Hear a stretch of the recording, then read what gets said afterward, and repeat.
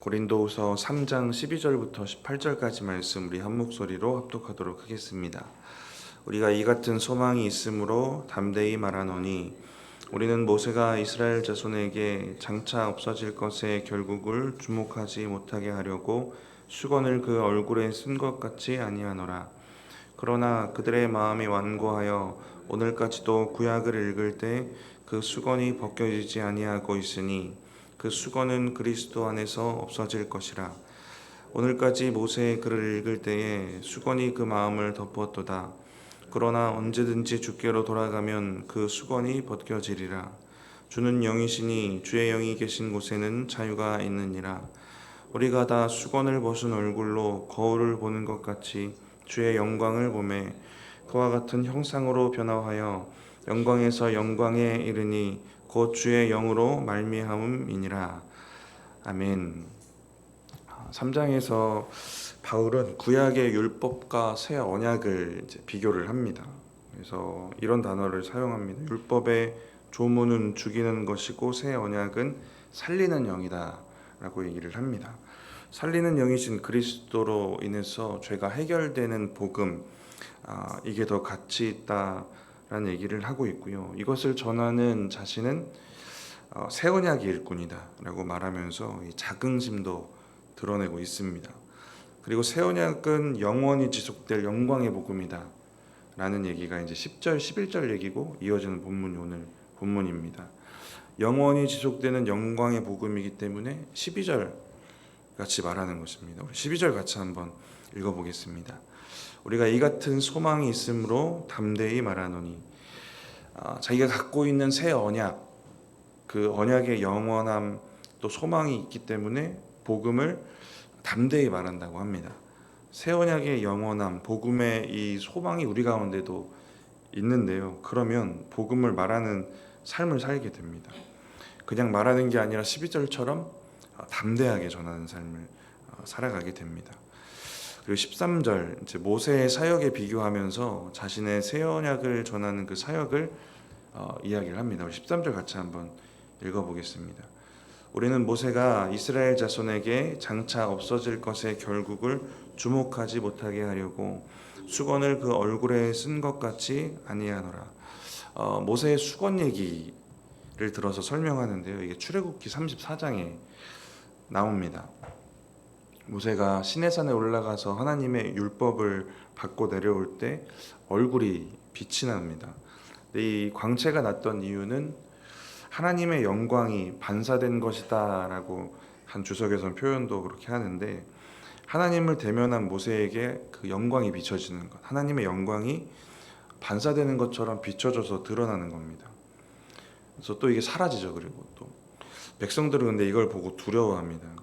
구약 시대 때는 그 하나님 만났다는 증거 자체가 되게 두려움의 대상이었어요.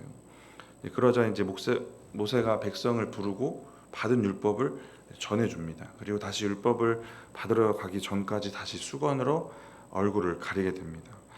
이 수건을 왜 가렸을까?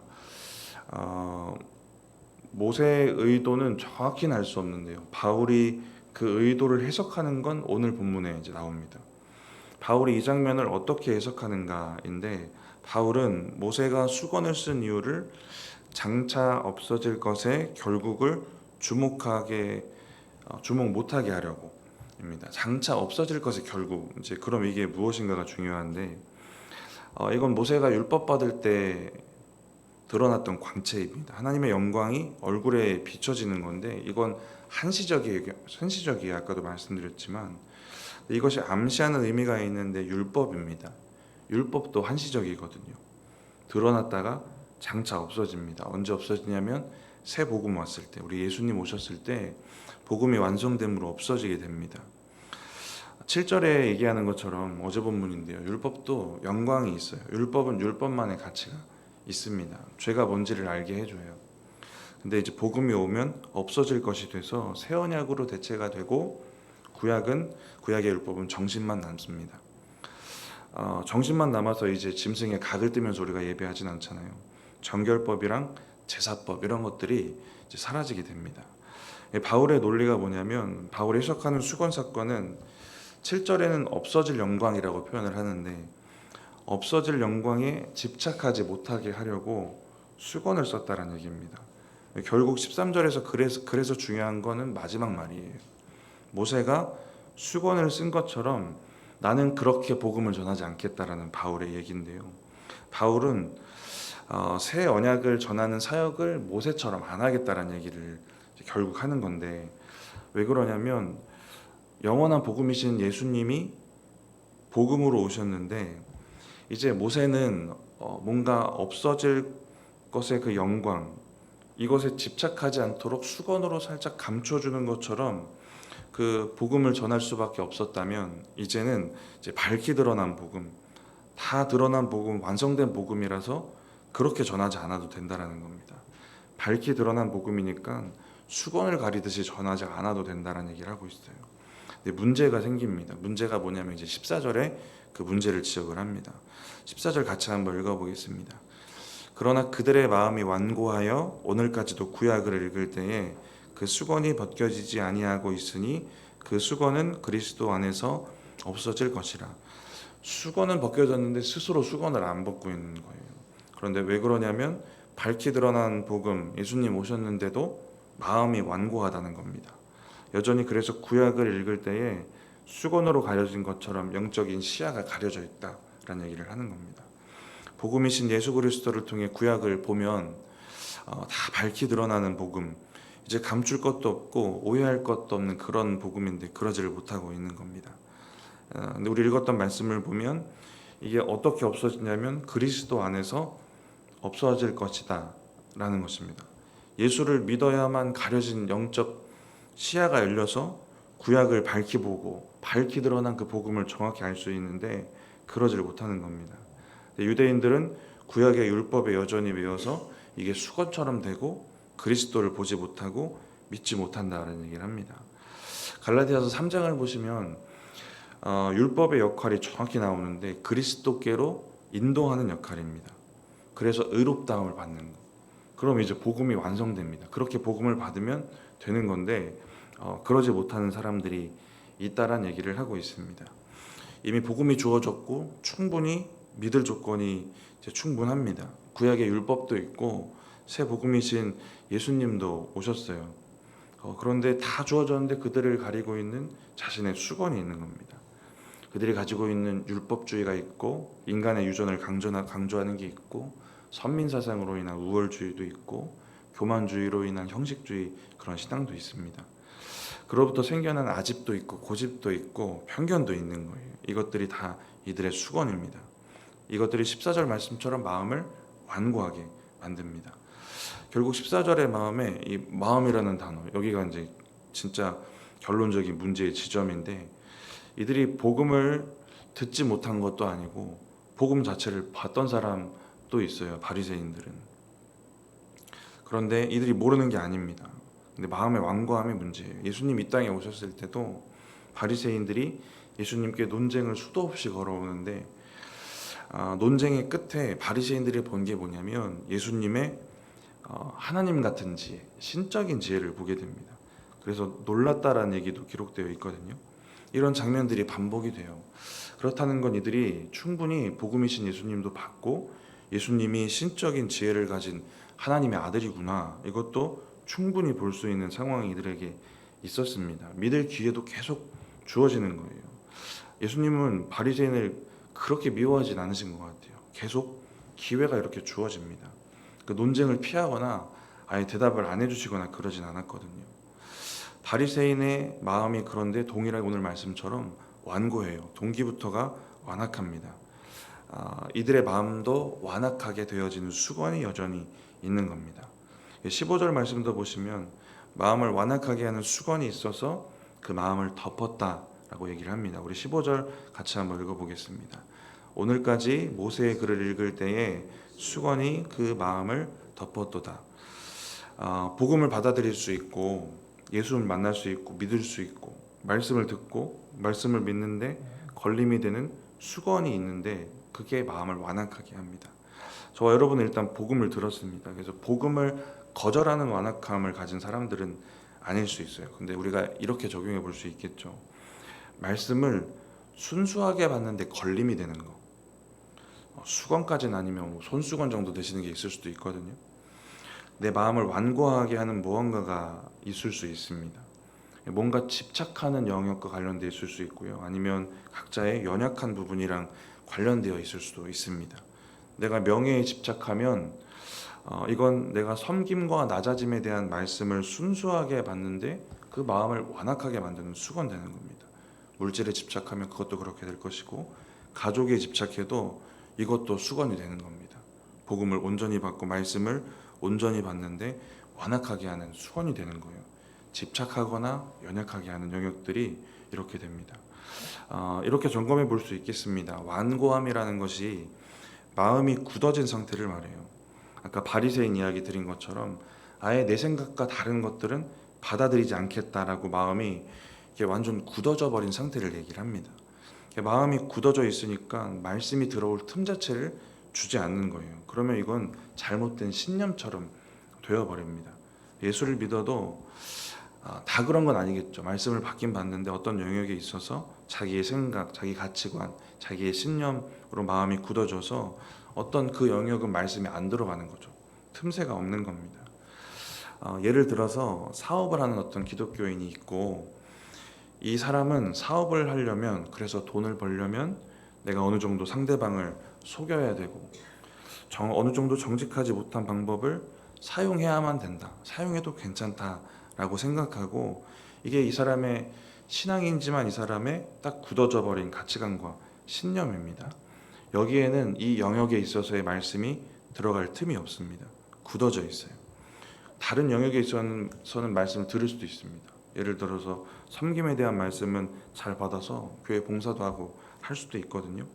근데 정직에 대한 말씀은 그 말씀이 들어가지 못할 정도의 완고함이 이 사람에게 있는 겁니다. 이런 영역처럼, 예를 들었던 이런 영역처럼 내가 특히 완고하게 굳어져서 말씀이 들어가지 못하는 부분을 돌아보시면 그게 여러분의 수건입니다. 그리고 이어지는 16절, 16절처럼 주신 은혜가 있어서 이게 은혜인 거죠. 우리 16절 같이 한번 읽어보겠습니다. 그러나 언제든지 주께로 돌아가면 그 수건이 벗겨지리라.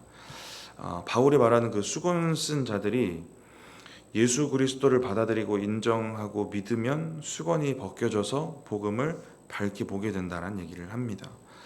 16절 보면 언제든지예요. 이 은혜는 언제든지 열려있는 은혜입니다. 앞서 말씀드린 마음의 완고함도 그렇고요. 주님 앞에 정직하게 나아가면 그 틈도 무너질 수밖에 없는 틈이 됩니다. 근데 그러지 못하면 여전히 자기를 올가매고 자기를 덮는 수건이 되는 것입니다.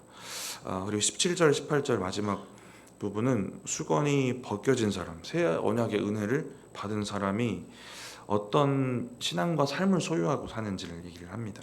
우리 17절 먼저 같이 읽어보겠습니다. 주는 영이시니 주의 영이 계신 곳에는 자유가 있느니라. 바울이 3장에 기본적으로 깔고 가는 논리는 맨 처음에 말씀드렸던 논리예요. 구약의 율법과 새 언약, 이 복음을 비교하면서 복음이 같이 있다. 이게 기본적으로 3장에 깔고 가는 논리입니다. 17절에 새 언약의 가치, 그래서 이 가치가 어떤 가치냐면 자유함이라는 가치거든요.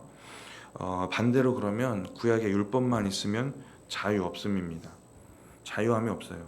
율법은 사람을 억압하게 됩니다. 그래서 복음으로 인해서 율법의 억압과 율법의 정죄로부터 해방이 되는 것. 로마서 8장에 잘 아시는 말씀에 이는 그리스도 예수 안에 있는 생명의 성령의 법이 죄와 사망의 법에서 너를 해방하였습니다. 이 자유함에 대해서 8장 지금 2절만 읽어드렸는데 1, 2절에 얘기를 하거든요. 수건이 벗겨져서 새 언약의 은혜로 사는 사람은 이 법에서 자유한 삶을 살아가게 됩니다. 그리고 18절 우리 이어서 읽어보겠습니다. 우리가 다 수건을 벗은 얼굴로 거울을 보는 것 같이 주의 영광을 보매 그와 같은 형상으로 변화하여 영광에서 영광에 이르니 곧 주의 영으로 말미암음이니라.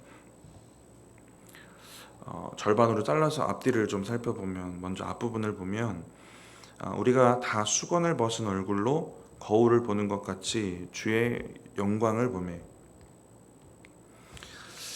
이 거울이라는 단어를 앞에 집중해서 해석하면 이런 의미가 되고 뒤에 집중해서 해석하면 또 저런 의미가 되는데, 이건 뭐고 저건 뭐냐면, 하나는 성도의 완고한 수건을 벗고 주님의 영광을 선명하게 본다. 또 뒤에 치우쳐서 해석을 하게 되면 성도는 주님의 영광을 거울처럼 비춰야 된다라는 뜻이 됩니다. 그래서 다른 다른 한글 번역 성경을 보면 이렇게 번역이 돼요. 우리 그리스도인은 얼굴을 가리는 수건이 없습니다. 거울처럼 주님의 영광을 환하게 비출 수 있습니다라고 해석이 돼요. 두 가지 해석을 잘 합쳐서 생각해도 무리가 없을 것 같습니다. 잘 연결이 되는 의미가 됩니다. 이런 의미가 돼요. 잘 연결을 해보면 완고한 수건을 벗고 주님을 선명하게 보는 성도가 되어서 그런 주님을 거울처럼 사람에게 또 세상에게 비추며 살아가는 성도가 되어야 한다는 겁니다. 이게 앞부분의 내용이고 18절 뒷부분 내용 살펴보면 그와 같은 형상으로 변화하여 영광에서 영광에 이르니 곧 주의 영으로 말미암음이니라. 이것도 다른 번역으로 좀 읽어드리면 좀 의미가 명확한데요. 주님의 영이 우리 속에서 일하심으로 우리는 말할 수 없는 영광 속에서 더욱더 주님을 닮아갑니다. 입니다. 주님을 더욱더 닮아가는 삶을 사는 겁니다. 우리가 몰랐던 내용은 아니에요. 당연히 복음의 은혜가 있고 우리가 말씀을 덮여진 수건 없이 순수하게 받으면 주님을 더욱더 닮아가는 삶을 사는 건 너무 당연한 일입니다. 말씀을 마치면서 영원한 복음의 이 소망, 이 이야기로 오늘 단락이 시작이 됐는데 그 소망을 붙잡고 사시는 저와 여러분들 되시기 바랍니다. 12절 말씀처럼 이 소망 때문에 복음을 잘 선포하면서 살아가시길 바랍니다. 마음에 완고한 수건이 있어서 말씀을 잘 받지 못하는 부분들을 잘 돌아보셨으면 좋겠고요. 마지막 말씀 잘 기억하고 사시면 좋을 것 같습니다. 주님의 얼굴을 선명히 바라보시면서 주님의 영광을 세상에 비추고 살아가시고 또 주님을 더욱더 닮아가시는 저와 여러분들 되시기를 축복합니다. 잠깐 기도하겠습니다. 하나님, 오늘 고린도서 말씀을 통하여서 우리의 은혜를 가리우는 우리 자신의 완악한 부분들도 돌아보게 하시고 하나님 말씀을 온전히 받고 또 복음을 소유한 자로 살아갈 때 우리의 삶이 어떻게 은혜롭게 바뀌어질지도 우리가 말씀을 통해 확인하였습니다. 하나님, 이 말씀이 우리의 삶이 되게 하시고 또 인생이 되게 하여 주시옵소서. 하나님, 이 시간 주님 앞에 예물 드린 손길 있습니다. 하나님 기억하여 주시고 하나님께서 그들의 소원과 또 바람 가운데 또 넉넉하게 또 좋은 것들로 채워 주시옵소서. 하나님, 드려진 예물 주님의 나라를 위해 또 아름답게 사용될 수 있도록 축복하여 주시옵소서. 감사합니다. 예수님의 이름으로 기도드립니다. 아멘.